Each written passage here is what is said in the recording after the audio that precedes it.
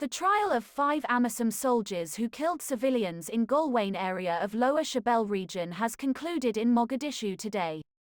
The trial, which began this month at the AMISOM Court in Mogadishu, sentenced 2 Ugandan soldiers to death.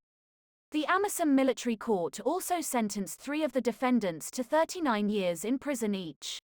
Lower Shabelle Farmers spokesman Hussein Osman Wasuge, who was present at the court, told mtvsomali.com that 7 people had testified against the suspects, 6 of whom were Ugandan troops on the ground, he said. There were members from the military court in Uganda who arrived in Mogadishu to prosecute the soldiers.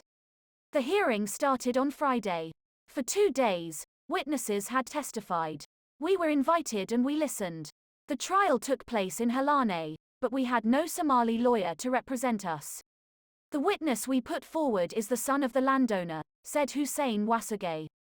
The captain of the army was sentenced to death while another soldier of the killer cell was also sentenced to death by firing squad. The man who planted the landmine and blew up the dead bodies and the 2 men who opened fire were sentenced to 39 years in prison. Relatives welcomed the sentencing of the soldiers and officers who killed the innocent civilians, and announced that they would now begin seeking compensation for those killed by AMISOM. People who have been killed have the right to compensation. We are now starting to compensate for the war victims. The Ugandan government should pay compensation to those who were killed unlawfully in brutal fashion.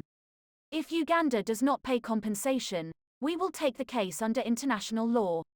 Our people will not be killed like animals. No one can escape from international law, said a spokesman for the victims. The relatives, who held a press conference in Mogadishu this afternoon, said they had regularly attended the trial of AMISOM soldiers at Halane camp, and said they were satisfied with the process.